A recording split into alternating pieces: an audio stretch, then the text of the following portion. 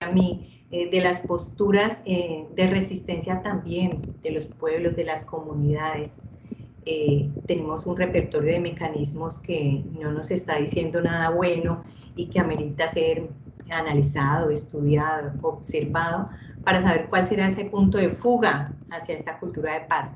Y también este autor nos dice que hay una conexión directa de la cultura con la vida. Entonces, estos elementos de la cultura llevan a que las especies, la especie humana en este caso, conserve la vida, ¿sí? Pero pues ese es el interrogante si eso está pasando en estos tiempos. Y hay un proceso constante de conservación y cambio en la cultura, de conservación de aquellos elementos que nos permiten seguir creciendo, seguirnos desarrollando, y de cambio cuando es lo contrario. Seguramente que ahorita la invitación es a que se den algunos cambios en todos los niveles. Y la continuidad de la cultura depende de su capacidad para permitir y facilitar la vida. Bueno, aquí tengo pues estos tres autores para recordar un poquito qué son estos imaginarios sociales y por qué su potencia, por qué su importancia en las bases de la violencia y que están inmersos en la cultura, por supuesto. Un Carretero, por ejemplo, nos dice, este imaginario social pues es un esquema referencial para interpretar la realidad socialmente, y bueno, socialmente legitimada, importante este término, construido intersubjetivamente e históricamente determinado. Entonces vamos encontrando allí unos elementos bien interesantes de análisis para nosotros. Pugas, por ejemplo, dice que este imaginario es la codificación que elaboran las sociedades para nombrar una realidad. Entonces vamos hablando que es un esquema de referencia, que es una codificación, o sea, es algo heredado culturalmente aquí en nuestra psique, que se viene replicando y reproduciendo automáticamente, legítimo, incluso a veces legalizado, ¿no? En esa medida el imaginario se constituye como un elemento de cultura y matriz que ordena y expresa una memoria colectiva. Y Carlos Martínez también nos dice, pues estos son unos aprendizajes colectivos que se transmiten y heredan inconscientemente, ¿sí? Tal vez cada uno de nosotros también haya replicado unos comportamientos agresivos o violentos que hemos aprendido inconscientemente. Aprendemos, por ejemplo, a través de las pautas de crianza, unos comportamientos que no favorecen el desarrollo pleno del ser. Y a veces estamos siendo inconscientes de que estamos impartiendo esta violencia tal vez a los hijos o a personas en nuestros entornos. También dice que se mantienen de forma recurrente surgiendo y legitimando en relación directa con la protección de la vida. Tal vez en aquellos momentos de la historia de la especie humana, esto tenía total cabida allí, la protección de la vida. Ya vamos a ver por qué, porque les traigo también un poquito de esa reseña, de esas características de unas culturas que se han ido cambiando a través de la historia y cómo en algún momento tenía sentido que estos imaginarios estuviesen presentes para conservar la vida. Bueno, y dice también que algunos imaginarios hegemonizan nuestra percepción del mundo. Interesante este término de hegemonía en las relaciones de poder, en las relaciones humanas y en el sometimiento y en la violencia. Bueno, y entonces hemos tenido unos cambios de la cultura que efectivamente sí han favorecido la continuidad de la vida, como le decía a este autor. Y aquí entonces quiero hablarles un poquitito de esta cultura nómada y sus características y de esta cultura sedentaria para comprender también un poco lo que estos autores, muchos autores nos han venido contando de sus investigaciones, de dónde surge todo esto, de dónde traemos los seres humanos una cantidad de conductas violentas y como dice Vincent Fissas, el ser humano es el único animal racional que imparte violencia sin necesidad.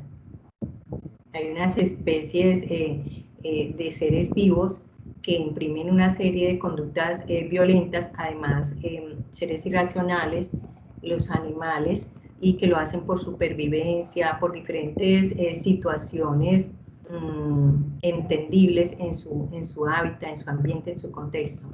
Pero en el ser humano sí es bastante cuestionable este elemento que me lleva a reflexionar sobre que hacemos daño sin necesidad, de manera inconsciente. Bueno, y entonces acá, bueno, yo no les dije a nuestros participantes que por favor nos escriban en el chat. Qué bueno que también si hay algún aporte, alguna pregunta, la hagamos de manera espontánea. Para mí eso está bien. Que la vayamos tratando en el momento en que estamos tocando cada tema. Las invito y los invito también a generar estas participaciones con sus preguntas, con sus aportes, porque yo solamente sé como un granito, pero entre todos construimos más conocimiento, más aprendizajes. Entonces háganlo de manera espontánea. Igual Richard, pues me vas contando, tomamos el micrófono y me hablan porque por acá no los estoy viendo en la presentación. Listo, entonces en esta cultura nómada les voy a contar así como rápidamente y en resumen algunas características para comprender un poco esto de lo que nos habla Carlos Eduardo Martínez de la conservación y el cambio de la cultura para mantener la vida humana. Bueno, y para mantener la vida del planeta, que es otro elemento también muy importante en la cultura de paz. Esta cultura nómada, entonces, existió hace más de 10.000 años.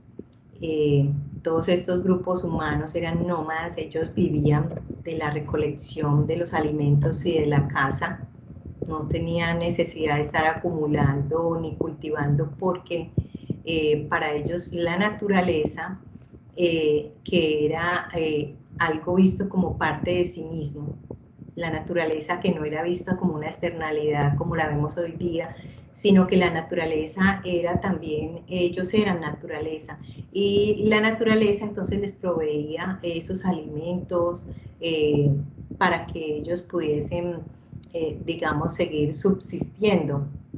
Tenían un profundo respeto por este entorno natural, entonces una profunda gratitud, y de hecho muchos textos y muchos estudios también de estas culturas antiguas nos hablan de que estas culturas incluso tenían muchos dioses relacionados con el cosmos y con la misma tierra, que el dios del agua, que el dios de no sé qué cosas, bueno, por ese estilo, porque tenía un valor muy, muy importante para ellos la naturaleza.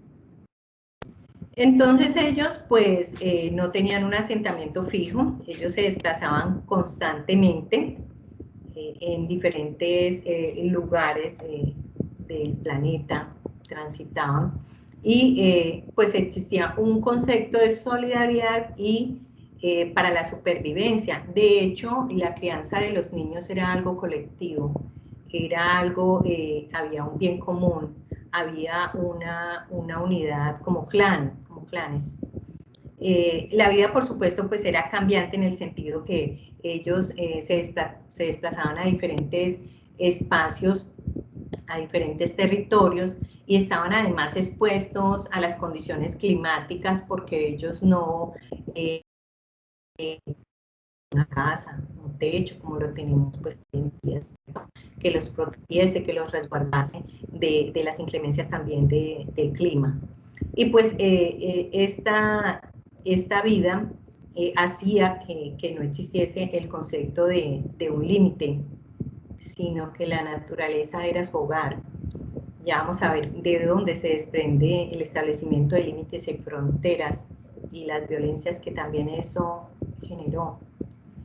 Entonces, en esta cultura nómada, la reproducción, el proceso de gestación se daba de manera, digamos, complicada porque la mujer estaba expuesta a todas estas condiciones de la naturaleza, a muchos peligros también, por los animales, por las condiciones del clima, por las incomodidades, y esto traía como consecuencia pues una alta mortalidad de las niñas y los niños.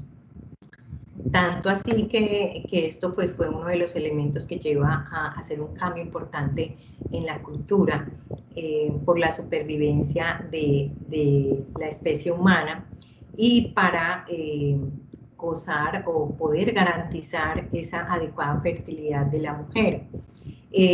Como la supervivencia y la existencia humana se daba a través de la mujer, de ese don femenino, pues estas culturas nómadas denominaban a esta gestación o a esta fertilidad femenina como ese poder y esa fuerza de que daba vida. Y por eso en estas épocas se creía que la divinidad era femenina. Se hablaba también de una deidad, de una diosa. En este momento, entonces, las actividades para la supervivencia valoraban colectivamente distintas capacidades que podían desarrollar tanto hombres como mujeres. La mujer podía cazar, la mujer podía recolectar los frutos, la mujer podía atender los niños, y hombres y mujeres hacían las mismas labores. Me estoy devolviendo. En este orden de ideas no existía una figura de poder. Hombres y mujeres estaban al mismo nivel. La autoridad se daba de forma natural en las relaciones de parentesco, sin una estructura, sin una jerarquía, sin una necesidad de mando, de control o de gobierno de unos seres sobre otros seres, ni del ser humano sobre la naturaleza, porque ellos eran la naturaleza. Bueno, y entonces, en esta necesidad que tuvo esta cultura nómada de proteger la vida por esta alta mortalidad de los niños, ellos deciden empezar a generar un asentamiento, y para ese asentamiento tuvieron que empezar las tareas de agricultura. La primera sedentarización entonces se conoce 8.000 años antes de Cristo. Sucedió esto. Y entonces aquí sí adquiere una gran importancia la fuerza física para la supervivencia. Entonces ya se pensaba en tener un techo, en crear unos espacios que permitieran esa protección de las personas, y la fuerza física tuvo tanto valor en el sentido que se necesitaba para los cultivos, para la agricultura, para todas las labores en el campo. Empezaron estas culturas entonces también a la reproducción de animales para el sustento.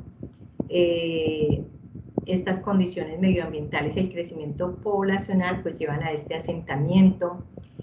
Aquí pues entonces empieza la domesticación, es una palabra importante en este proceso, como mecanismo necesario para la sobrevivencia de la especie. Pero entonces, ¿a quién se domesticó? Creo que se domesticó tanto los animales, pero también a la mujer. Lo humano y lo no humano, sometido a la guía y vigilancia de una autoridad superior fácilmente identificable, para poder liderar estos cultivos, estas personas para la producción de los alimentos empezaron a generar entonces unas figuras de mando, de control y también de acumulación de alimentos, de posesión de las tierras también. Y aquí pues nace antropocentrismo. Se deja de lado el hecho de que eran uno solo con la naturaleza, y el ser humano empieza a ser el centro de todo. Y cambia la connotación, por supuesto, de territorio, ¿no? Antes el territorio era sin límites y sin fronteras, y era para todos, era un bien común, que se supone que también en teoría lo es hoy. Se definen entonces esos límites donde, tal cual como lo vemos hoy, o sea, este espacio acá donde estoy es mi casa y el vecino pues no se puede venir a meter aquí a mi casa, ¿cierto? Porque casi que sería como un delito o una vulneración en mi espacio. Pero entonces además se empiezan a generar unos clanes donde estos son los nuestros y estos son los que no son de nuestro grupo y estos son diferentes y los que no tienen esa fuerza física, también qué empieza a pasar con ellos, aquellos ya se les ve un poco más frágiles tanto hombres como mujeres. Bueno, empezó a ser fundamental tener más hijos varones, ¿sí? Se empezó a identificar pues que la mujer debía quedarse en la casa porque la mujer debía cuidar a los hijos y los varones por su fuerza física eran quienes debían trabajar la tierra. Y pues fue más deseoso que las mujeres dieran a luz a varones. De allí se desprenden unos imaginarios también muy importantes asociados también al género. Y bueno, también el hombre era quien tenía esa función de la defensa del territorio, ¿no? Esa figura de autoridad que no difiere también mucho de muchos elementos de la vida hoy en día. La fuerza física masculina, entonces, era lo que sostenía la vida, y por lo tanto se asoció esto con la divinidad y con un dios masculino. Aquí nace el monoteísmo, ¿sí? Un único dios, que dios del agua, de la tierra, de no sé qué, ¿no? Un solo dios, y se empiezan a interiorizar pues muchas culturas que se empiezan a desprender y a adaptarse en muchos territorios. Bueno, y este monoteísmo además también para generar o concentrar la autoridad, ¿sí? Un solo Dios, una única verdad. ¿Y qué pasaba entonces con los que estaban como no tan a favor de esta verdad? Los grupos más débiles entonces debían desplazarse a otros lugares para sobrevivir. Aquellos grupos que no tenían toda esa fuerza física para el cuidado de las tierras, para la protección del territorio, para cultivar en grande, casi que eran como extirpados y tenían que buscar otros espacios para su supervivencia. Por supuesto, entonces empieza un individualismo y se pierde ese colectivo, esa parte solidaria que estaba presente en la cultura nómada, ¿sí? Además, los varones eliminan de sus actitudes la parte frágil del ser, ¿sí? Y eso data en este momento también. Muchas veces escuchaba uno, ya nos hemos ido educando mucho en eso, pero era muy común escuchar que los niños no lloran. Y cuando el niño lloraba, entonces pareces una niña. Y así una serie de estigmas y de estereotipos en el género que nos distanciaron y que además fueron generadores de focos de violencia. Bueno, entonces todo lo frágil en esta nueva cultura sedentaria se le delegó a lo femenino. ¿Sí? La mujer, que era aquel ser que estaba antes, al igual que el hombre, empezó a ser más relegada en otras tareas domésticas, en la tarea de la crianza de los hijos, y fue vista entonces como ese ser frágil, la mujer, las niñas, los niños y también la naturaleza. El hombre entonces empieza a tener un dominio sobre la tierra y sobre la naturaleza. Incluso pues eso es respaldado por, no sé si por todas las religiones. Yo he estado practicando la religión católica desde unos puntos de vista, pero por ejemplo la religión católica dice que Dios le dijo al hombre que el hombre fue hecho además a imagen y semejanza de un Dios, en cambio la mujer fue hecha de la costilla del hombre, y que Dios le dijo que tendría dominación sobre todas las especies de la tierra y sobre la tierra. Entonces también observamos este poder a lo masculino sobre la dominación de las especies y de lo frágil.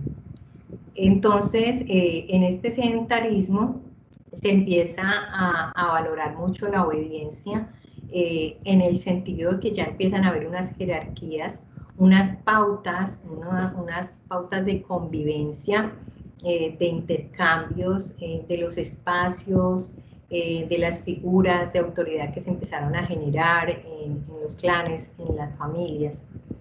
Y pues la desobediencia empezó a ser castigada a estos lineamientos o a estas reglas que se emitían, incluso se castigaba con la expulsión del territorio. Bueno, ahí ¿cómo vamos en este recorrido por la cultura nómada y la cultura sedentaria? ¿Qué se sabe por allí en el chat, Richard? Bueno, Jorlen, tenemos una preguntita de Ana Daisy Vadillo Gómez, quien dice, me surge la inquietud de saber si por el cambio de las culturas favorece el recrudecimiento de la violencia. Yo diría que, por supuesto, favorece la generación de estas violencias. Veníamos de sentir y de vivir, o venían esas culturas en su momento de sentir la igualdad de género, la equidad de género, que ahorita está de moda y que se supone estamos trabajando todos y todas en ello, pero al pasar a la cultura sedentaria, esto se pierde en el camino. Por lo tanto, la mujer empezó a ser vista como un ser de menos competencia, de menos valor, más frágil, el sexo débil. Es una frase muy común para referirse a la mujer. Y pues eso, esta cultura sedentaria que le da todo el valor y más el realce al varón por su fuerza, por todas las capacidades, allí empieza a darse como, digo yo, una distorsión también en el relacionamiento entre seres humanos, entre hombres y mujeres, por cuanto esto llevó a unas dimensiones que salen de control y salen de lo deseado entre las relaciones humanas, frente al trato, frente a la dignidad humana, frente a la protección del ser hombre o mujer. Por supuesto que sí, estás enfocada en lo que estás apreciando allí. Aida, creo que no. ¿Quién fue nuestra compañera que participó? Ana Daisy, Jorlen. Y por ahora no hay más preguntas al respecto. Ok, muy bien. Listo, vamos entonces a continuar. De acuerdo a este recorrido, este abstract que les presento, que tiene que ver con unas investigaciones de este autor, entonces él también concluye que en esta nueva cultura sedentaria empiezan a generarse unas ciertas características de la cultura más centrada hacia el patriarcado, ¿sí? Antes se hablaba de una cultura matrística que luego se transforma en una cultura patriarcal, pero él le pone además este otro elemento, cultura hegemónica patriarcal, ¿sí? Lo hegemónico, el sometimiento, el poder, sobre lo frágil que fue lo que ya vimos. Y entonces salen todas estas características desde donde en cada una de ellas está contenida unos imaginarios que los he ido mencionando ya un poco en este nuevo tránsito de una cultura a la otra y en esta nueva vida empieza a nutrirse de unos elementos, esta cultura sedentaria y estos imaginarios empiezan entonces a entrar en juego, los límites y las fronteras, ¿sí? Hasta los grupos armados ilegales acá en Colombia no dejaban que la población civil pasara de un lugar a otro, o aquí está este grupo que lidera y acá no puede entrar tal o cual persona, ¿sí? Yo tuve una persona muy cercana que lamentablemente perdió la vida en manos de un grupo de paramilitares acá en San Martín, y a él pues le quitaron la vida así como así porque él vendía víveres y los vendía en los municipios de todo el Meta y en la Uribe. Entonces asociaban esto a otro grupo armado al margen de la ley. Entonces haber traspasado esa frontera le costó la vida a esta persona. Y pues hoy en día también, ¿no? Pueden haber una serie de violencias que se desprenden por el hecho de que algunos seres humanos tengan interiorizados unos imaginarios y, por ejemplo, llega el nuevo a la clase, llega el nuevo al trabajo y entonces el antiguo quiere empezar también a ejercer una cierta presión, un cierto hostigamiento, ¿sí? Digamos que esto se presenta en algunas personas, no en todo el mundo, pero sí se presenta bastante y son formas de violencia. Ya vamos a hablar un poquito de las formas de violencia. Y entonces aparece la ética del bien y del mal, que está dada pues por los que tenían el manejo de la autoridad en este momento, y ellos son los que dicen lo que está bien y lo que está mal, dan las reglas, y quien no esté de acuerdo, pues podemos ya entender lo que le puede pasar. Esto también pasa hoy en día, ¿sí? Ejemplo, en la casa, en la familia, pues los papás dan las reglas. Yo, por ejemplo, tuve, cuando recién yo egresé, yo participé en unos proyectos con el ICBF, haciendo unas intervenciones de familia en algunos barrios, y un papá que violentaba mucho a su hija me decía, es que ella es mía, es que yo soy el papá y yo hago con ella lo que yo quiera. Entonces es la ética del bien y del mal, y está justificado y legitimado y normalizado en esta cultura patriarcal porque así nos lo han interiorizado, ¿sí?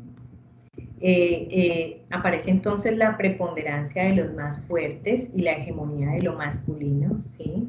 Unos tienen el poder sobre los otros, los someten a la fuerza, la dominación de lo frágil, lo femenino, las niñas, los niños, la naturaleza, aparece esa obediencia y aparece el miedo como un regulador social, ¿sí?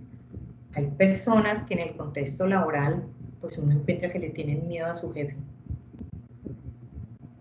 Y esto pues no debiese estar naturalizado y no debiese suceder. Hay niños y niñas que le tienen miedo a sus padres.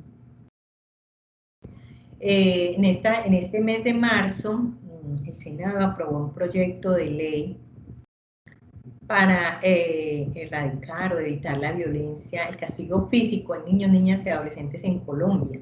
Esto pues va por buen camino, pero los oponentes de este proceso también había como oponentes, sin embargo, pues uno de los senadores que estuvieron a favor también contaban unos relatos de los que se alimentaron para fundamentar este proyecto de ley, y decía, es que yo recibí muchos casos reales, y entre ellos el de una niña que ya es una mujer adulta, pero me relataba que era abusada sexualmente constantemente por su padrastro, y que nunca le dijo a su mamá porque estaba segura que su mamá le iba a dar una pela y una reprimenda increíble. Entonces el miedo se convierte en ese regulador entre los seres humanos, en ese gobierno del ser fuerte, de la autoridad sobre el más débil. Y en ese camino pues se hace muchísimo daño. Se generan todos estos tipos de violencias. La obediencia del miedo como regulador social. Hay unos trabajadores que obedecen por miedo, más no porque en el interior tengan la convicción de que A, B o C situación está bien y que se sienten a gusto realizándola. Y es entonces para cuestionarnos la obediencia del estudiante frente a un profesor autoritario, frente a un profesor que no valora los aprendizajes previos, o lo que no trae aprendido el estudiante, o lo que el estudiante no sabe y no le permite ser desde su incipiente aprendizaje cuando inicia su formación, porque incluso en una clase que estoy dando con 10º semestre de psicología, también tratábamos unos casos, y allí los mismos estudiantes relataban unos casos que uno, pues no, casi que uno no se sorprende, pero pero sí siente tristeza profunda por las personas en el rol de subalternidad. Bueno, entonces en esta cultura hegemónica está la jerarquización, la centralidad del poder. El que manda, manda, aunque mande mal, ¿cierto? Son dichos que tenemos nosotros para legalizar, para justificar que eso está bien, ¿sí? Donde manda marinero, ya soy como el chavo porque se me olvidó como ese dicho. Donde manda capitán, no manda marinero. Exacto, gracias. ¿Sí? Y entonces así aceptamos, ¿sí? Por el hecho de que es el capitán, porque es el jefe y porque así en distintas figuras de autoridad en nuestra sociedad. Aquí aparece entonces en esta cultura la justicia del castigo, ¿sí? Y no se da valor, bueno, si hay abogados, ayúdenme a corregir si estoy mal, y no se da valor a la justicia restaurativa, que creo que es esa justicia en la que tanto víctima como agresor tienen un papel activo, y el agresor asume un papel de escucha y de poder hacer conciencia de que su comportamiento sobre la otra persona estuvo mal, y poderse conciliar y que la víctima tenga esa posibilidad de preguntar, de conocer y de escuchar. ¿Por qué? ¿Qué pasó? Entonces aquí eso no existe ya, eso no estuvo. La justicia del castigo, ¿a quiénes castigaban? Pues al que desobedece, el que no está de acuerdo con esto. Si le gusta bien y si no, también. Es otro dicho que tenemos nosotros. Y entonces aparecen los unanimismos como lo vimos. La autoridad era el que decía, tenía la verdad, ¿no? Y a veces eso pasa en muchas partes. Uno puede escuchar a alguien que, no, pero lo que está diciendo el jefe realmente no es así, pero yo la verdad prefiero como, sí, yo me quedo calladita porque, pues que él es la autoridad, ¿sí? Pues es que él es el mayor rango y ¿cómo lo voy a contradecir? No, yo ¿cómo le voy a faltar al respeto? Dando un punto de vista contrario a eso. Entonces así, este autor nos cuenta cómo se ha desprendido desde esta cultura sedentaria estos imaginarios generadores, potenciadores de violencia, y que se mantienen en nuestra cultura actual. Si nosotros empezamos a hablar de una cultura de paz, pues es porque esta cultura es de violencia. Porque necesitamos salir de esta cultura de violencia y empezar nosotros, como lo hacen todos ustedes a través de este hermoso proyecto de Cátedra para la Paz, eduquémonos para la paz. Empecemos a trabajar y a construir una cultura de paz juntos. Hay otro autor, Francisco Ferrandis, creo que se llama, decía que esta cultura está haciendo un cortocircuito, por eso sale la violencia. La violencia es un cortocircuito en esta cultura actual. Entonces, pues imagínense todo lo que, el mal y el daño que está generando. Bueno, yo les cuento, sí. Qué pena, Jorlen, lo que pasa es que el profesor Vladimir Ramírez hace ratico tiene la manito levantada, entonces no sé si de pronto quiera participar. Ay, adelante, que se está dicha, doctor Vladimir, por favor. Para usted y todas las personas que nos acompañan.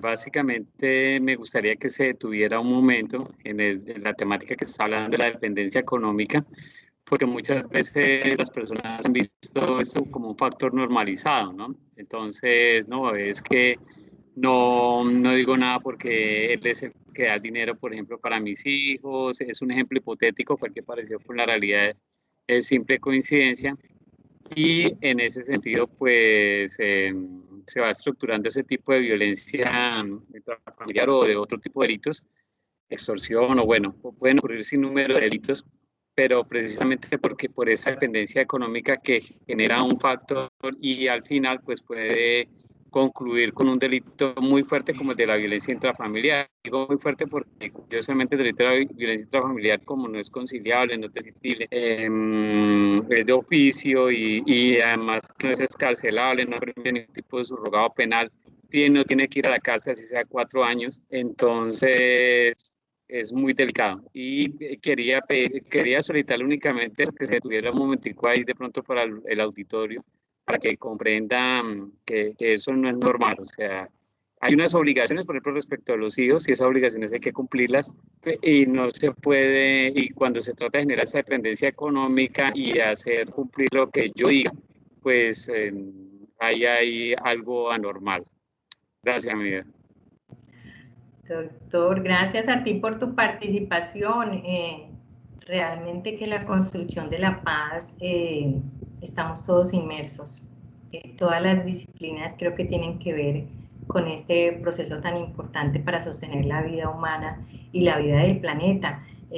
Agradezco tu aporte, doctor Vladimir. Bueno, bueno, yo les iba a contar que quise buscarme como una imagen para referirme al patriarcado y me salió esto. Es una imagen muy diciente. ¿Sí? ¿Qué pasa con la figura femenina? En un momento de la historia al hombre entonces se le dice que, creo que eso lo dice por algún lado como de las religiones, es el jefe del hogar y tiene dominio sobre todas las personas que precisamente, como lo decía el doctor Vladimir, pues están bajo su cargo, en su techo y donde él provee el sustento. Entonces me llama mucho la atención esta imagen. Entonces luego de este recorrido podemos comprender que la violencia toma unos niveles de aceptación bastante altos, se legitima. En el quehacer diario, pues la violencia está permitida, el castigo está normalizado, el castigo físico y en todas sus dimensiones, precisamente pues para imponer el orden y defender el territorio.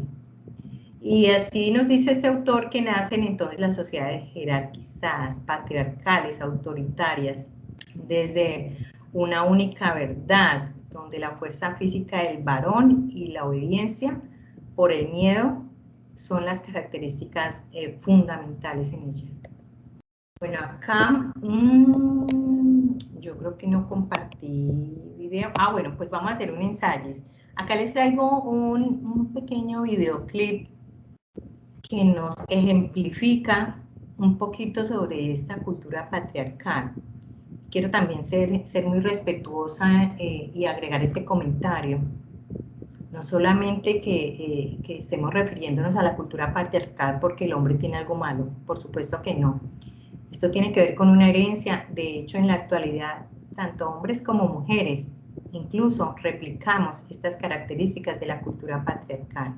Hay mujeres replicando esto, hay mujeres que aceptan la violencia, ¿sí? Porque él es mi esposo, yo tuve la culpa, ¿sí? El chic está tan adecuadamente instaurado que hombres y mujeres la aceptamos, pero también digamos, hay seres humanos que han encontrado como un punto de fuga en medio de esta cultura. Bueno, voy a hacer aquí el ensayo si ustedes me dicen si lo escuchan.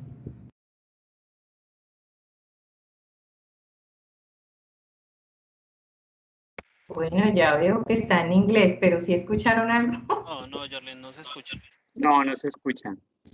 Bueno, les cuento que como está en inglés, pues de pronto no tenga sentido el audio porque son voces pues en inglés, pero lo vamos a leer, por favor.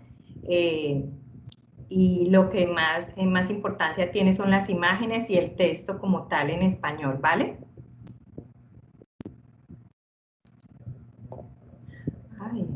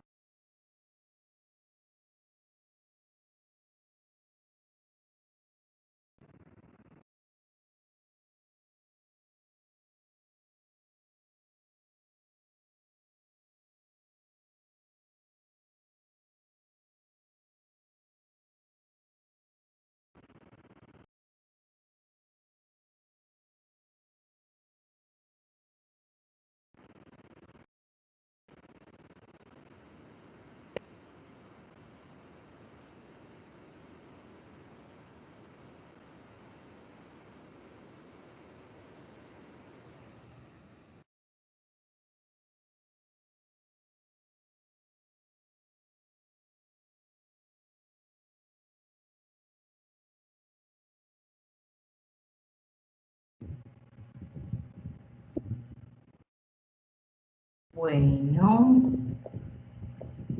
me gustaría escuchar a nuestros participantes sobre esto que pudieron alcanzar a percibir en este video publicitario de Gillette. Hace un poco referencia a esta cultura patriarcal, al rol masculino y todo lo que tiene que ver también con el hostigamiento a la mujer, denuncias constantes de abusos sexuales y de violencia y de maltrato hacia la mujer, que es el ser frágil, heredado pues desde esta cultura que hablamos. No sé si hayan allí, levanten sus manitas, participemos, hablemos. Jorlen, Judy, la compañera del campus Pereira Cartago, tiene arriba la mano. Adelante, Judy, por favor.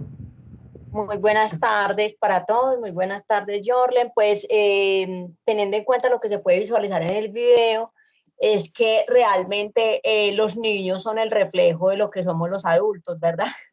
El ejemplo realmente lo estamos dando nosotros, estamos en una cultura donde realmente no nos interesan, de pronto no interesa ya mucho lo que el niño pueda estar pensando o está observando.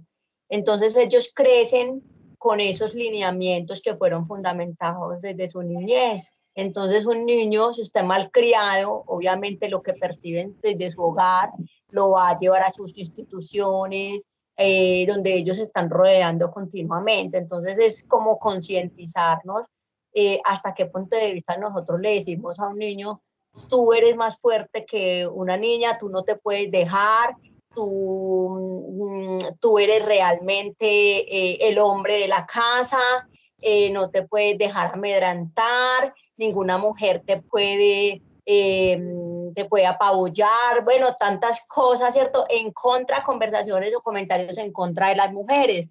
Entonces ellos crecen con esa ideología y cuando son grandes, pues lastimosamente son esos hombres que nosotros vemos ahora maltratadores, son esos hombres que influencian incluso a otros y por eso es que la violencia se vuelve una cadena generacional. Entonces, realmente es de pura conciencia, o sea, los niños que estamos criando ahora, qué es lo que nosotros estamos levantando realmente, porque nosotros somos muy dados a señalar, a juzgar, a decir este está, este mira, este y este tal cual, pero ¿quiénes somos nosotros realmente desde nuestros hogares? ¿Qué es lo que usted y yo le estamos enseñando a nuestros hijos para que sean unos hijos del mañana? Por ejemplo, yo escucho muchos, un ejemplo, uno que de pronto crió hijos sin una figura paterna, digámoslo así, las mujeres. Entonces las mujeres somos muy dadas a decirles que su papá no sirvió para nada, es que su papá es el malo, es que su papá esto y lo otro, cuando la mejor opción es decirle, vean, su papá fue el mejor papá, su papá tal cosa, así no lo haya sido. De igual manera, lo que estamos creando en ese niño es alimentando un corazón bueno, que tenga una mentalidad buena, con buenos sentimientos, que el día de mañana eso no le va a pesar, eso al contrario va a ser un valor para su vida. Entonces, es eso, no enseñarles desde pequeñitos el odio, el rencor, y por eso es que nosotros hacemos, a nosotros nos hacen y nosotros hacemos. Entonces estamos llamados a cortar esas maldiciones generacionales definitivamente. Judy, muchas gracias por tu participación, por tu aporte. ¿Hay alguien más, Richard? Jorlen, no veo más manitos arriba. Lo único que veo, bueno, es una intervención del profesor Vladimir, pero pues él ya abrió el micrófono y te la expresó. Y tenemos una intervención nuevamente de Ana Daisy Vadillo, quien dice, definitivamente la academia es fundamental para el cambio de actitud frente a las diferentes circunstancias a las que nos vemos enfrentados. Totalmente de acuerdo, Ana. Así es. Estamos empezando y vamos por un buen camino y hay que sumar cada día más. Judy, definitivamente las pautas de crianza son un elemento fundamental para la construcción de una cultura de paz. Hay un trabajo muy importante que hacer desde el hogar, desde la crianza. Vean, yo en mi rol como psicóloga he encontrado casos donde los padres aplauden que los niños pequeños le levanten la falda a la niña, que conductas de ese tipo que no debemos celebrar, que son motivo de risa. Entonces, ¿qué aprende el niño? Ay, pues yo divierto con esto, ¿sí? Hago feliz a mis papás cuando hago tal cosa. Es como el aprendizaje que le va quedando, porque nosotros estamos reafirmando una conducta, ¿sí? Y yo creo que hay una cantidad de casuísticas en todas nuestras familias y en todo el mundo, pero yo les quiero contar una, y es que en mi casa, por ejemplo, fuimos 5 hermanos, 4 mujeres y un hombre. Mi papá hubiera querido que todos fueran hombres. No sé por qué, no digo yo acá, entre comillas. Ya lo sabemos. ¿Por qué? Porque los hombres han ido heredando esa vaina de que es que incluso Vicente Fernández tiene una canción que imagínense que se la cantan a todas las quinceañeras y que dice algo como que hubiera querido que fuera un hombre, pero me salió una niña, y entonces, o sea, que le esperaba a un varón y no sé qué, y cómo le cantan a una quinceañera eso. O sea, esta cultura yo no sé qué es lo que quiere reafirmar. Y entonces en nuestro caso, por ejemplo, mi hermano era uno de los menores conmigo, éramos los más chiquitos. Mi hermano me podía pegar a mí. Mi hermano estaba autorizado para reprenderme a mí, que me llevaba 1 año de edad, porque mi papá le dio esa autoridad. Eso era algo loquísimo. Y además, mi hermano tenía la autorización de salir, nosotras no, ni siquiera mis hermanas mayores, que uno decía cuando niño en un pueblo, que éramos nosotros, una familia de pueblo, para ir allá a jugar con fulanito, las chinas para la casa, nosotras no podíamos salir, vaya usted a ayudarle a su mamá, vaya usted a hacer tal cosa. En cambio mi hermano podía salir. Entonces vemos esa protección desde lo que ha interiorizado mi padre, esos imaginarios, desde esta cultura patriarcal. Me pareció que ahorita alguien abrió un micrófono. ¿Será alguien que quiere participar o fue un intento fallido?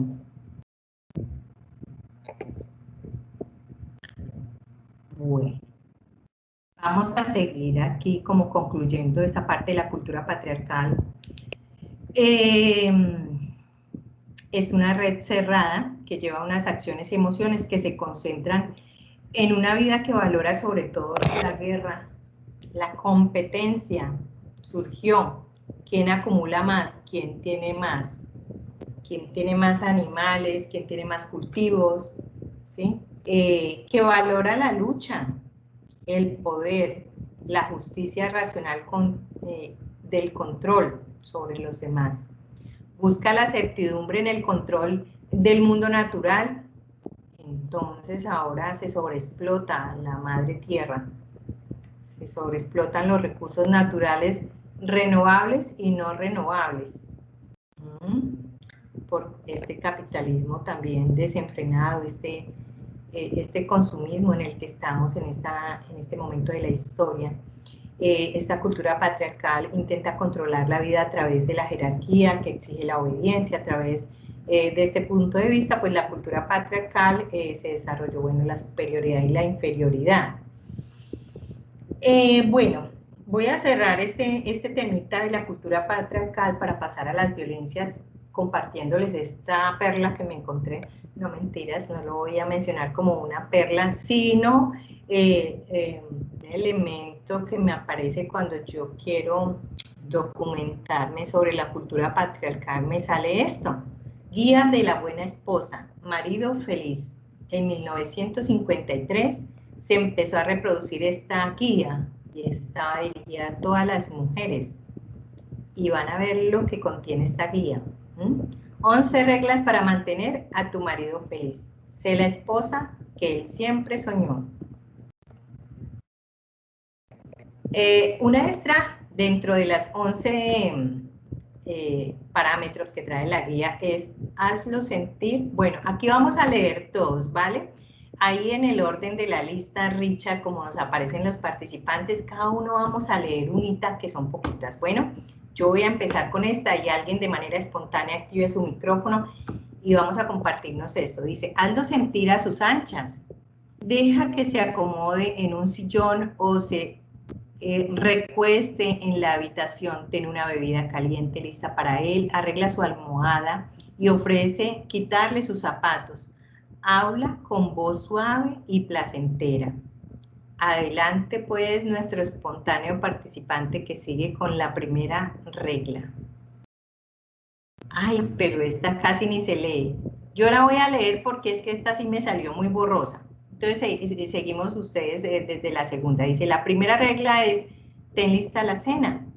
Planea con tiempo una deliciosa cena para su llegada.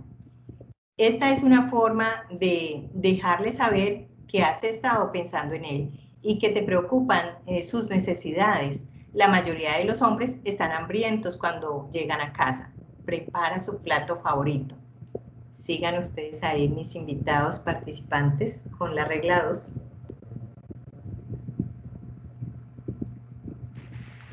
Listo, yo me apunto. Regla 2. Luce hermosa. Descansa 5 minutos antes de su llegada para que te encuentre fresca y reluciente. Retoca tu maquillaje, ponte un listón en el cabello y luce lo mejor posible para él. Recuerda que ha tenido un día duro y solo ha tratado con compañeros de trabajo. Muy bien. ¿Quién sigue? Yo me apunto entonces a la otra. Bueno. Sé dulce e interesante. Su aburrido día de trabajo quizás necesite mejorar. ¿Cómo es? Su aburrido día de trabajo quizás necesite mejorar. Tú debes hacer todo lo posible por hacerlo. Una de tus obligaciones es distraerlo. 4.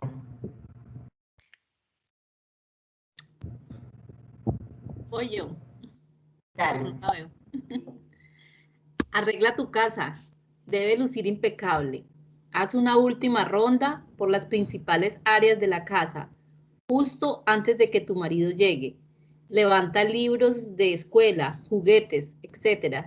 Y limpia con un plumero. Ay, no entiendo la última parte. Las mesas. Las mesas.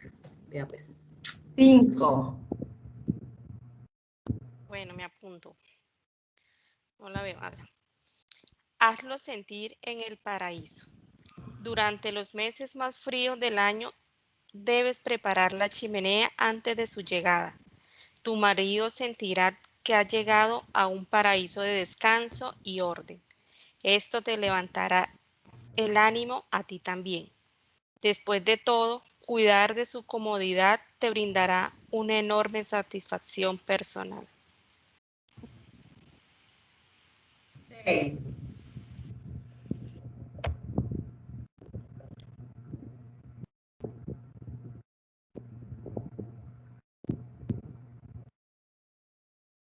Richard, ¿quién sigue en nuestra lista de nuestros participantes? Bueno, tenemos a Álvaro Sarria, tenemos a Andrea Paola Tunjano, a Carmen Elena Peña. Adelante, por favor, Álvaro.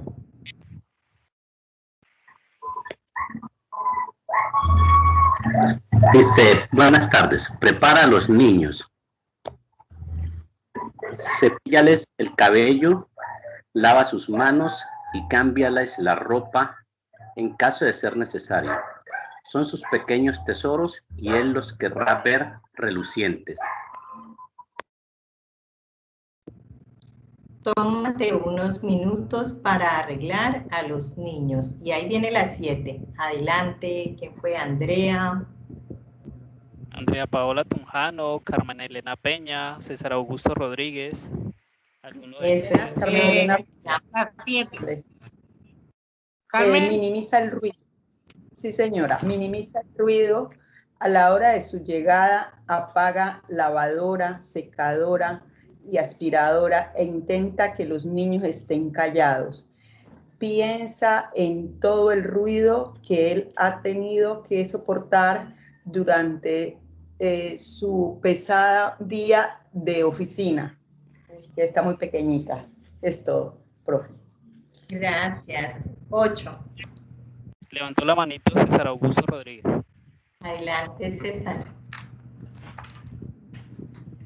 Procura verte feliz, regálale una gran sonrisa y muestra seriedad en tu deseo de complacer. Tu felicidad es recompensada por su esfuerzo diario. Gracias. 9. Liliana además ya tiene la manito arriba. Dale, Liliana. Profe, ya, pere la 9. 9, escúchalo. Puede que tengas una docena de cosas que decirle, pero su llegada no es el mejor momento para hablarlas. Déjalo hablar antes. Recuerda que sus temas son más importantes que los tuyos. Ay, Dios, qué dolor todo eso. Gracias. Muy bien. 10. ¿Quién sigue en nuestra lista? Adelante. Tenemos a Andrea Paola Tunjano, a Cristian David Herrera, a Claudia Gisela López. Bueno, entonces, Andrea, adelante con el 10 y Cristian con el 11. Buenas tardes. Bueno, ponte en tus zapatos, no te quejes si llega tarde, si va a divertirse sin ti o si no llega en toda la noche. Trata de entender su mundo de compromisos. Trata de entender su mundo de presión y sus compromisos y su verdadera necesidad de estar relajado en casa. Muchas gracias. Cristian, adelante, 11. Hola, buenas tardes. Pues es que no veo el 11. Bueno, ahora sí. Bueno, dale.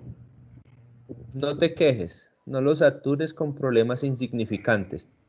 Cualquier problema tuyo es un pequeño detalle comparado con lo que él tuvo que pasar.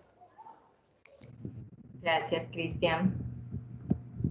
Y entonces cierra esta guía para la buena esposa diciendo que una buena esposa siempre sabe cuál es su lugar, acompañada de esta imagen.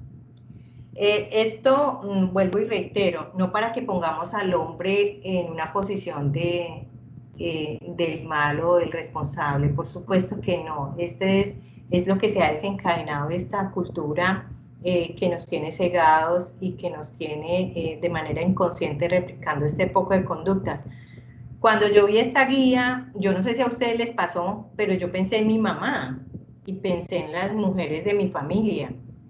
Esto no es nada ajeno al rol de mi mamá y a muchos aprendizajes que además yo interioricé a través de como modelos de aprendizajes, la figura de mi madre.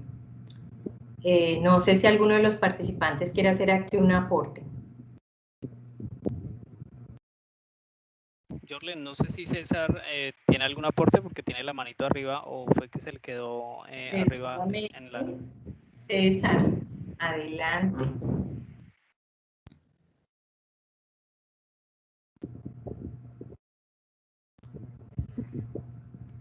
Bueno, creo que a él se le tuvo que haber quedado ahorita la mano, pero la levantó la compañera Judy Ariza. Adelante, Judy. Hola, no, pues viendo todas estas tareas que hacemos las mujeres día a día, que según eso, pues según todas estas diapositivas que has presentado, no se la pasa sino complaciendo al hombre.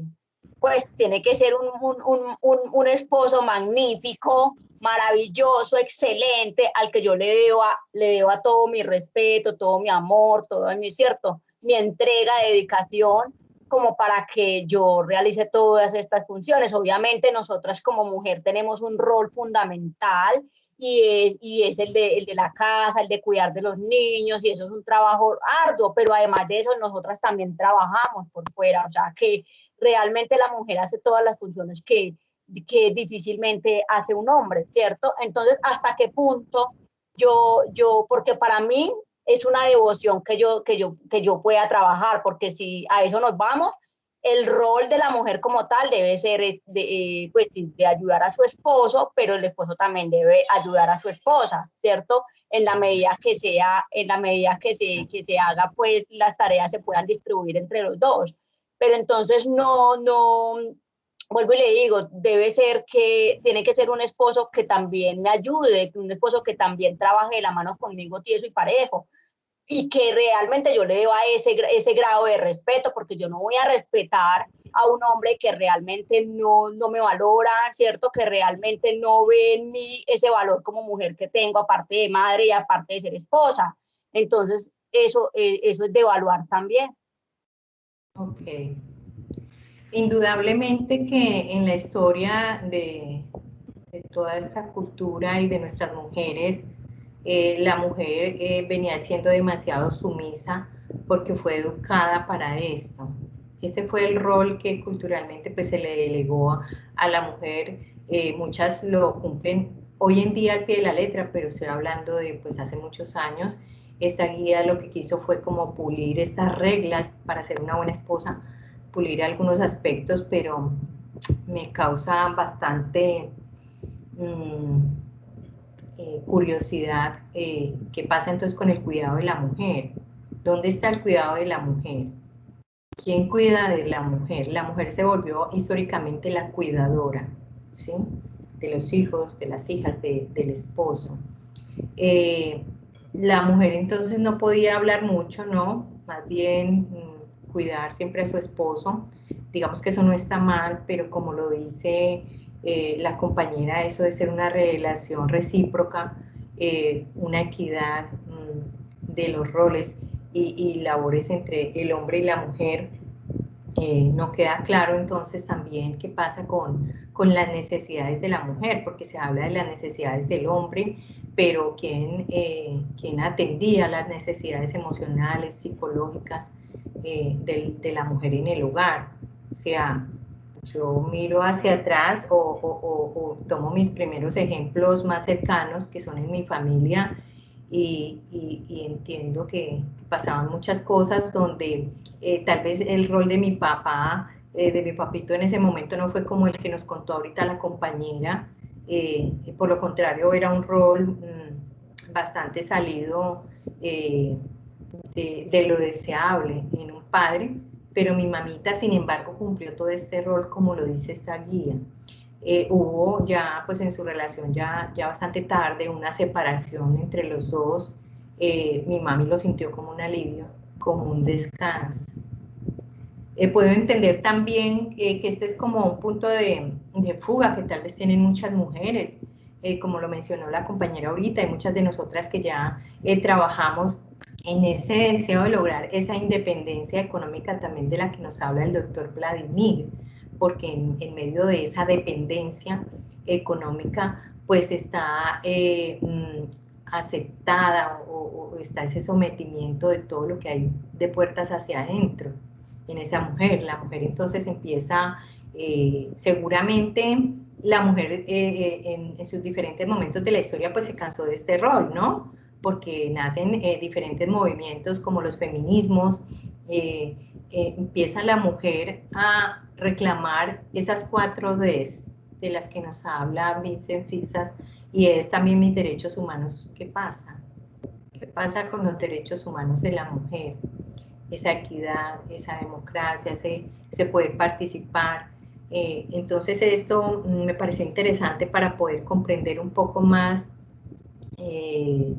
esta herencia de la cultura patriarcal. Bueno, y ahora sí llegamos a... Perdón que te interrumpa. Hay 3 personas más con la manito arriba: Liliana Maya, Cristian David Herrera y Ana Daisy Vadillo. Entonces, adelante en el orden que levantaron sus manitas, creo que dijiste Liliana, entonces adelante. Liliana Maya. Sí, es que no estamos lejos. Yo creo que apenas en este siglo estamos saliendo un poquito de eso, porque pues a mí me tocó todo eso que la profe dice ahí en su cátedra, de recogerle los zapatos a mis hermanos, porque mi mamá era extremadamente machista. Pero yo creo que todavía, yo creo que no hemos salido totalmente de eso. Todavía nosotras, las mujeres, nos seguimos levantando a las 5 de la mañana, las que trabajan, las que trabajamos, dejar el desayuno, almuerzo, todo hecho, para podernos ir a trabajar y que el esposo tenga su almuerzo en la casa. Yo creo que ese rol todavía lo seguimos y muchas todavía lo siguen, ¿no? Apenas yo creo que en esta época nosotros le decimos a nuestros hijos, yo soy una que le digo a mi nieta, los tiempos cambian, ¿sí? Porque mi hija me dice, a mí sí me dieron con la chancla, a mí sí me dieron garrote, ya dice. Pero entonces yo les digo, no, pero es que los tiempos cambian, eso era antes, que nos pegaban, antes que usábamos esa otra psicología, ahorita es diferente. Y no ha cambiado mucho. Todavía vemos nosotros los padres y los padres jóvenes ven cuando hace la diferencia. Las niñas juegan con la cocinita, los niños con los carritos, los niños no pueden jugar a la cocinita, los niños todavía uno los ve en diciembre cuando compran los regalos de Navidad para los niños, todavía el rol de los padres jóvenes que van a las tiendas a comprar esos juguetes para sus hijos de hoy en día, compran los carritos, compran las patinetas, que porque compran el Nintendo, porque el niño no puede jugar a la cocinita. O sea, no se le da esa cultura de que el niño tiene que tener el rol familiar desde pequeño, ¿no? Desde pequeño en ayudar a la casa. Entonces, yo creo que apenas estamos, la mujer apenas está como poniendo los pies sobre la tierra, ahorita con tantos, que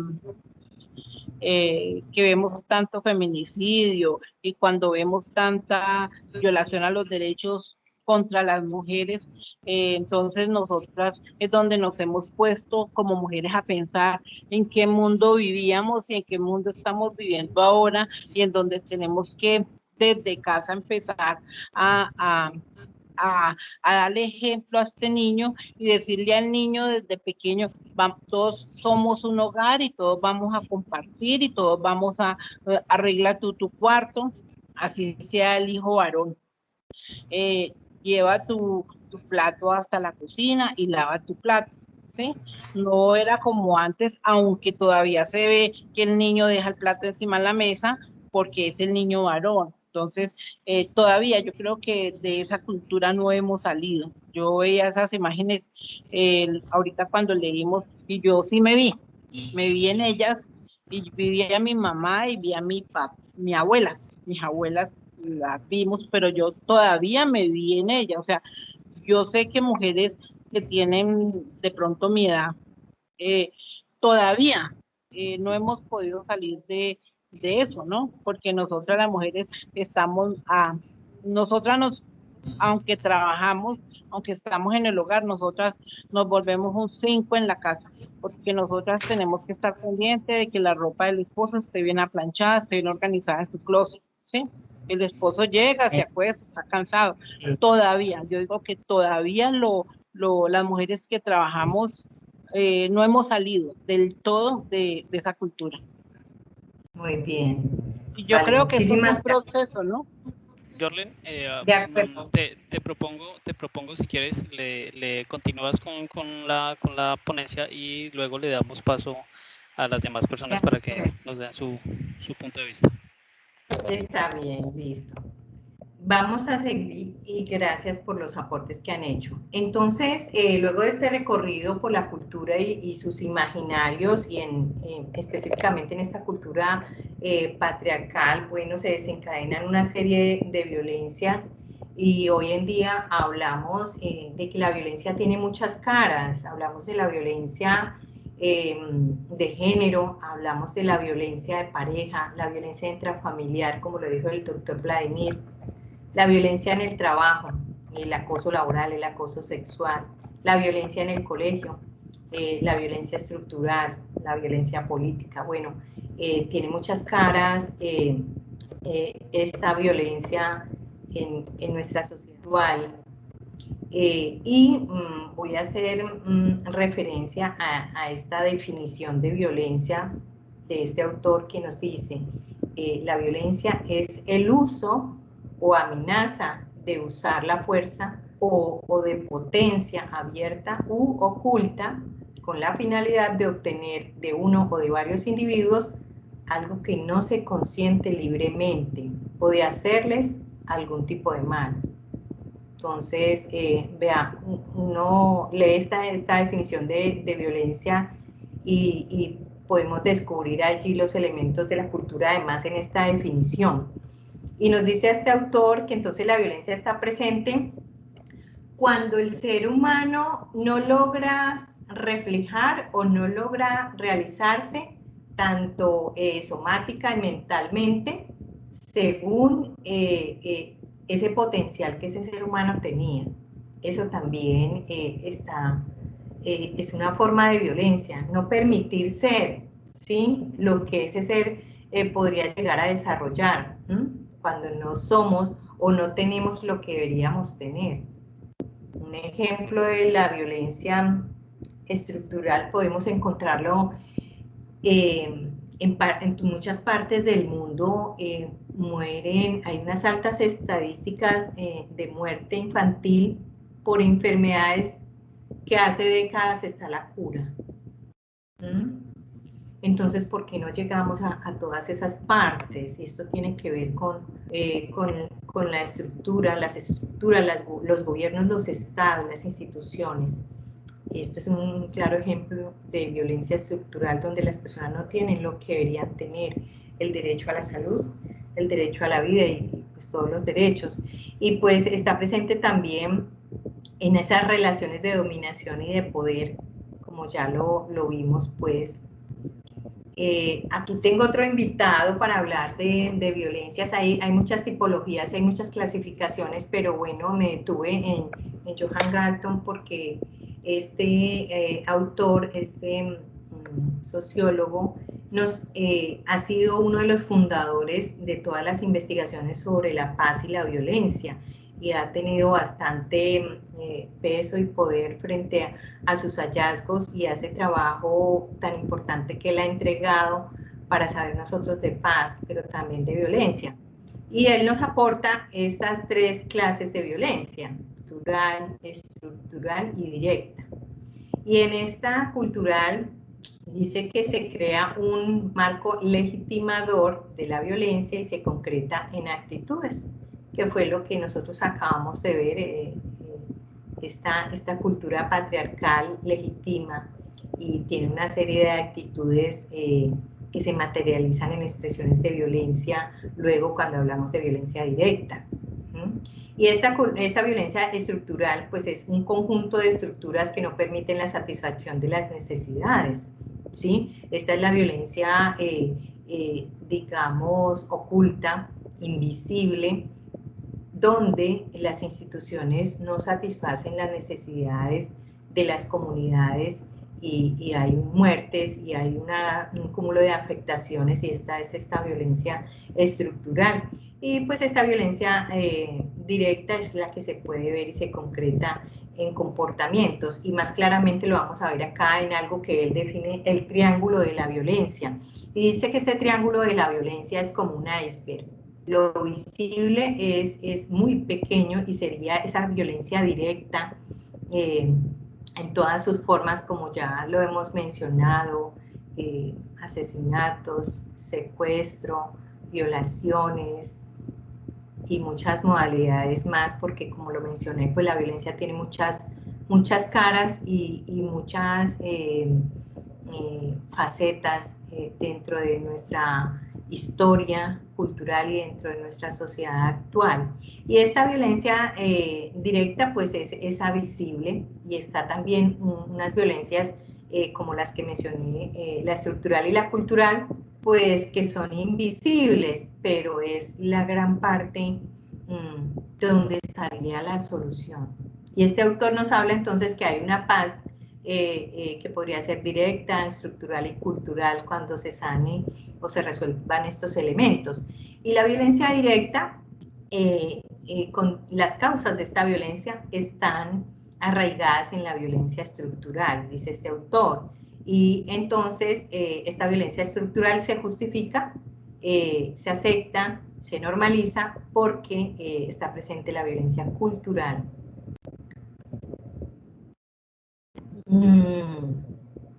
Este es un ejemplo que les quise traer. Este es una investigación, es un texto. Las niñas asean el salón, los niños salen a recreo. Una investigación en Colombia.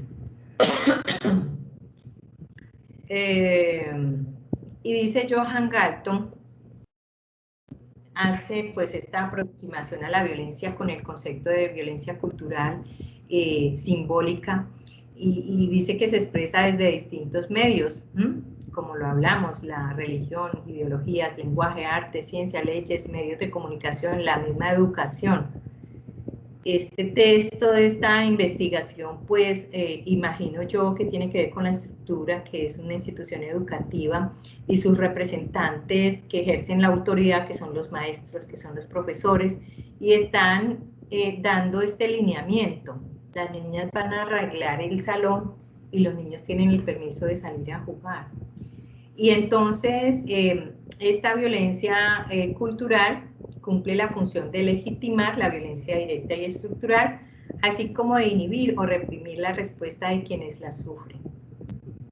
Y ofrece justificaciones para que los seres humanos, a diferencia del resto de la especie, se destruyan mutuamente y sean además recompensados por hacerlo. ¿Cuántas veces nosotros no vemos que los padres celebran que el niño haya cogido a golpes al otro y no se haya dejado? Y cuántas veces muchas mamás y muchos papás le decían, si usted se deja dar o si usted llega aquí con un chichón o con lo que sea, más encima le doy, ¿sí? O sea, lo castigaban por el hecho de que no emitiera una conducta violenta. Entonces, esta es la violencia, las 3 clases de violencia que quise retomar desde Johan Galton. Y aquí, pues esta es una frase que tengo ya de cierre para que nosotros conversemos y podamos hacer aportes. Entonces, ¿cómo nosotros podemos contribuir para crear una cultura de paz? Es la pregunta que quiero plantearles a ustedes y plantearme luego de este recorrido, y además darle la palabra entonces a las personas que quedaron pendientes por participar en este momento. Richard. Listo, Jorlen, yo te voy a leer unos mensajitos que hay acá en el chat y luego le damos paso a las personas. Listo, entonces tenemos de Rosalba Durán, dice, lo que tengo presente es con el esposo una mesa bien servida y una cama bien tendida. Lo demás ellos deben tener consideración con las mujeres, tenemos derechos. Ana Daisy Vadillo dice, es una deuda histórica la equidad de género y aún pasarán muchos años para que esta brecha tan grande se angoste y logremos la igualdad. Javier Quiñones dice, una buena comunicación, respeto, detalles, armonía y trato especial hacen que la relación de pareja y los hijos sientan un gran respaldo, sintiéndose amados y protegidos. Wilson Cortés Angulo dice, debe haber un equilibrio en las parejas, además una buena integración familiar, ya que cada persona, papá y mamá, vienen con unas creencias diferentes y por eso a veces se presentan esas grietas de pensamientos y comportamientos en el hogar. Y por último, Johan David Casallas dice, esas tareas domésticas deberían cambiar, deberían ser equitativas. Las parejas se deben apoyar, cada uno es totalmente capaz para realizar el aseo o cualquier otro oficio. Se corre con pensamiento como la mujer se debe encargar de eso, cuando es totalmente equívoco este pensamiento. Y en cuanto a la educación de los hijos, las niñas y los niños deben ser educados por igual e implementar tareas del hogar para ayudar a su independencia y a su autonomía, ya que mejoran las responsabilidades y su desempeño en la vida diaria. Esos serían los mensajitos que nos han dejado por el chat. Muy bien, bueno, yo les agradezco esas participaciones tan pertinentes en este tema que he tratado y me siento motivada y agradecida de que hagan sus aportes porque siento que, bueno, esta virtualidad a veces pareciera que nos nos aleja, pero cuando nos comunicamos y cuando nosotros podemos compartir estos saberes, sé que estamos teniendo eco y que sí estamos acá juntos y que estamos cerca y que hay otra persona que realmente nos está escuchando. Entonces es muy grato poder conocer sus aportes. Quiero escuchar los demás aportes de otras personas que estaban pendientes, o no sé si ya participaron todos antes de también hacer. Bueno, bajaron la manito, se mantuvo con la manito arriba Nini Joana Díaz. Entonces le damos el paso a Nini.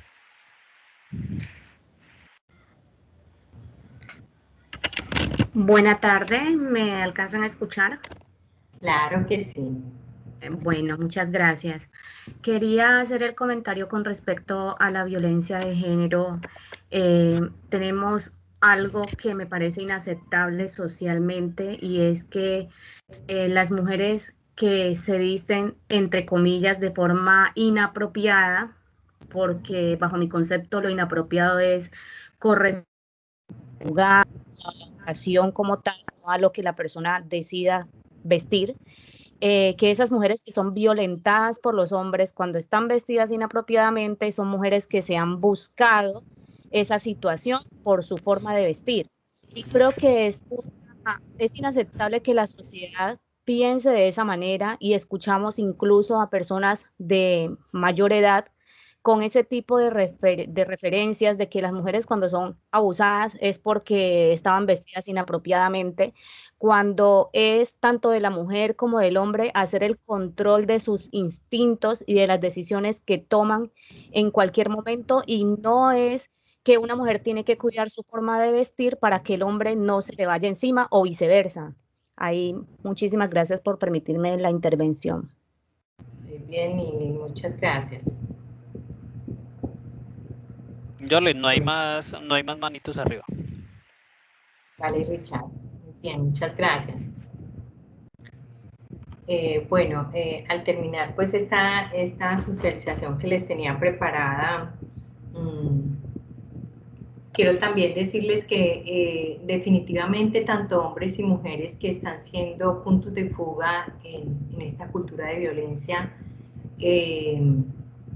seguramente es porque han tenido unos momentos de autoconciencia, de autorreflexión, de actualización, de tener contacto en estos espacios de formación y de aprendizajes, y puedan liderar esta equidad de género y puedan contribuir hombres y mujeres a la disminución de las diferentes formas de violencia dadas en las relaciones humanas, en el instante en que se vulneran los derechos, en el instante en que tenemos un conflicto y la manera de resolverlo es utilizando la fuerza, la dominación, callar al oponente frágil. Entonces, siento yo que nuestro deber también es poder llegar a esos espacios donde hay personas que no están teniendo esta posibilidad de recibir un mensaje, de hacer un alto en el camino, como lo decía también una participante nuestra hoy, poner los pies en la tierra y hacer autoconciencia de nuestro actuar, de estos imaginarios, como los que mencionó ahorita Nini. Justificamos la violencia por el hecho de cómo una persona viste o actúa, y realmente no es así. No hay ninguna justificación para generar violencia o imprimir violencia hacia un ser humano. Entonces, pues nosotros nos justificamos en esas violencias. Nuestra labor también es que podamos ser agentes que repliquemos todo esto, que podamos ser agentes educativos, agentes socializadores, y que no asumamos el rol de juicio hacia el otro, hacia la otra, que tiene estos imaginarios y que están bastante arraigados, asimilados y aceptados, puesto que han sido interiorizados, como los vimos, de manera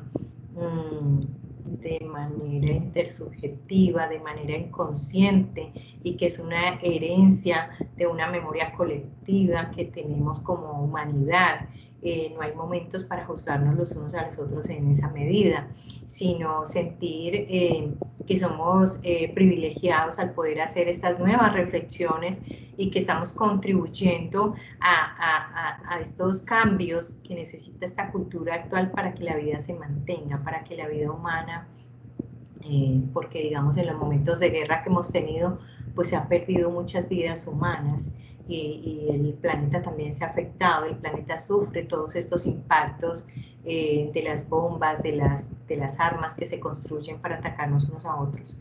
Entonces, que nuestro deber también sea ese, replicar. Yo le he dado tal vez un giro a esta charla, pues yo soy psicóloga, entonces pues le he dado también ese enfoque psicológico y ese querer que todos podamos comprender, pero ¿por qué estamos actuando así? ¿Pero por qué estamos en estos tantos focos de violencia? ¿De dónde viene esto?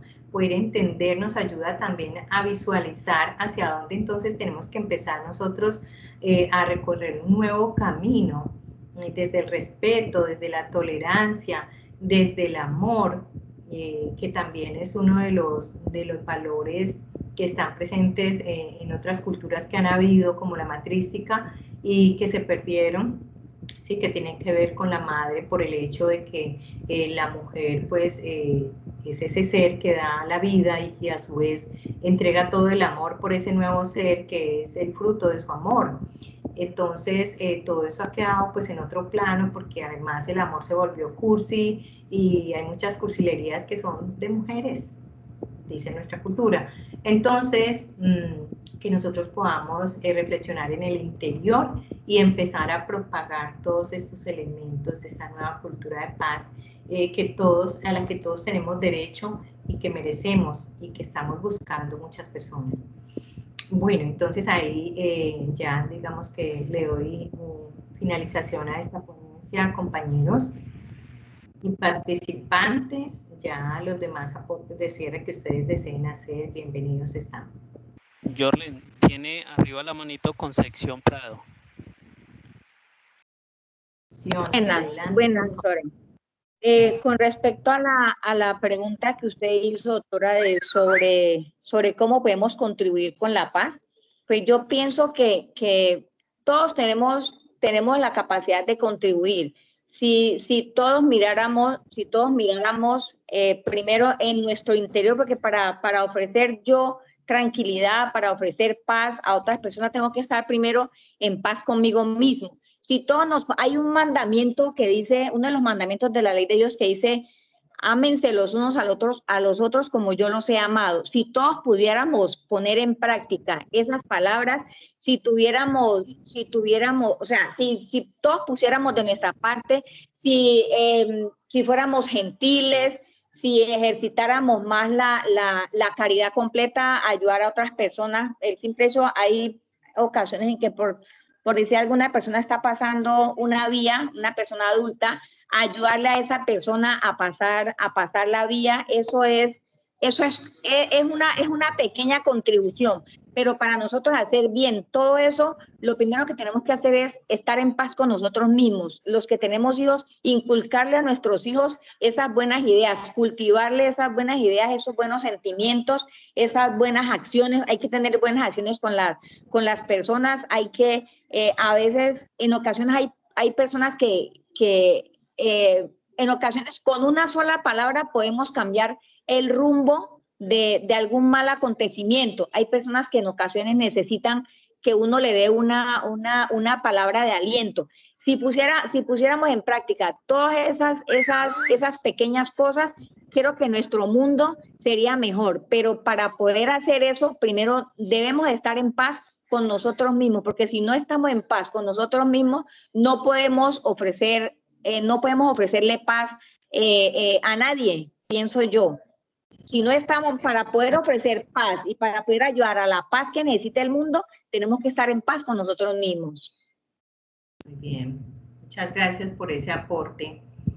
Empecemos por nosotros mismos, empezar por cada uno de nosotros, por ejemplo, en la regulación o en el trámite y la gestión pacífica de los conflictos, ya es bastante, puesto que nosotros vamos a irradiar eso en los distintos entornos en que nosotros nos desenvolvemos, ya estamos contribuyendo a la paz. Y muchas gracias por tu aporte. Listo, doctora. Richard.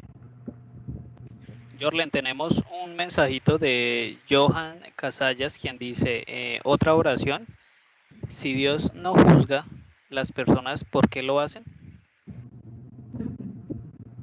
De acuerdo, sí. Muchas gracias también. Nos dejas también una reflexión profunda allí. Bueno, también les dejo como estos recomendados. Ustedes me perdonan que yo, y sobre todo los compañeros de la biblioteca, me van a perdonar que esto esté presentado así como no tan Norma Zappa, ¿no? Lo extraje así, pero con el deseo de que también identifiquemos que hay bastantísimo material que podemos trabajar en aras de la educación para la paz. Hay muchos textos que nos pueden orientar y dar muchas luces del entender qué está pasando y hasta dónde podemos entonces caminar juntos para cuidar la vida humana, para cuidar la vida de nuestro planeta. Bueno, y bueno, ahí está entonces todo. Jorlen, por ahora no hay más manitos arriba, no hay más, bueno, acaban de dejar, Rosalba Durán dice, el mundo está evolucionando, la globalización está presente. Así es, la globalización es una gran oportunidad, porque con sus desarrollos tecnológicos nos permite poder acceder a mucha información valiosa para el desarrollo de las naciones y los desarrollos en distintas modalidades del ser. También tienen pues algunos elementos como no tan a favor, pero siempre es bueno quedarnos con lo mejor de cada situación y desarrollo. Vladimir, se está excusando, bueno, se va a retirar a sus clases, claro que sí, doctor Vladimir, y muchas gracias por acompañarnos. Bueno, yo estoy infinitamente agradecida por este espacio que me ha permitido la Universidad Cooperativa para hablar, pues, este pequeño pedacito de la paz, que es un tema que francamente a mí me apasiona y por el cual yo deseo que Dios y la vida me permita y la universidad poder seguir profundizando, investigando y aportando. Entonces, muchísimas gracias a todos y a todas. Jorlen, a ti un especial saludo, muchísimas gracias por acompañarnos con esos saberes aquí en Cátedra para la Paz. Recordarles que Cátedra para la Paz es un espacio no solo pensado en ese conflicto armado que sigue viviendo el país, sino para tener esas reflexiones desde, como lo decían acá varios de los integrantes o de las personas que han participado, desde uno mismo. ¿Qué puedo hacer? ¿Cómo me proyecto yo? ¿Sí? ¿Cómo vivo yo? Y a partir de eso, ¿cómo puedo irradiar o transmitir eso a otras personas? Y eso también es hacer paz. Entonces este espacio está, lo hemos pensado en eso para que conversemos desde las diferentes ópticas, bueno, desde las diferentes profesiones y contribuyamos a ir mejorando, no solo como personas, sino que desde la academia aportemos nuestro granito para que algún día, Dios quiera que no sea muy lejos, este país, nuestro país, esté en paz. Vale, gracias Richard. Sí. Muy bueno tu comentario de cierre. Bueno, les envío un fuerte abrazo virtual. Nos vemos entonces, mira, en el módulo 7, que está muy interesante. Sí, sí, señora. Quería antes de dar ese aportico, como ese mensajito de cierre, también invitarlos a nuestro módulo 7, que será el próximo martes 13, de 4 a 6 p.m. también, digamos que manejamos el mismo horario, y el tema es mecanismos de solución alternativa de conflictos desde el ámbito jurídico, y está a cargo de la profesora Rosa María Caicedo, profesora también de aquí del campus Villavicencio de la Facultad de Derecho. Entonces dejarles ahí la invitación para que estén atentos y participen el próximo martes. Claro que sí, mira que se complementa súper bien con nuestro tema visto hoy, entonces Bueno, nos encontraremos en nuestro próximo módulo. Muchas gracias a todos. Muchas gracias a ti, Richard. Que estén muy bien. A ti, Jorlen, y a todos los que nos acompañaron el día de hoy. Hasta luego. Un fuerte abrazo. Hasta luego.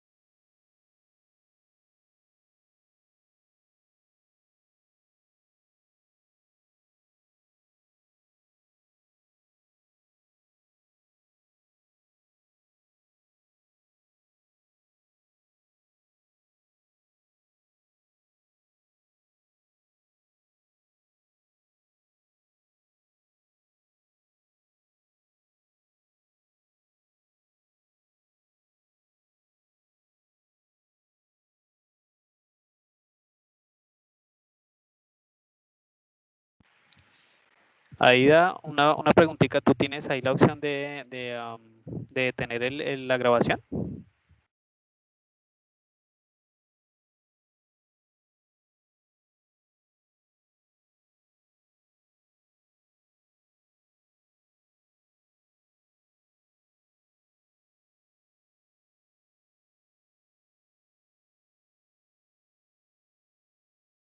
No, Richard, a mí no me deja detener la grabación.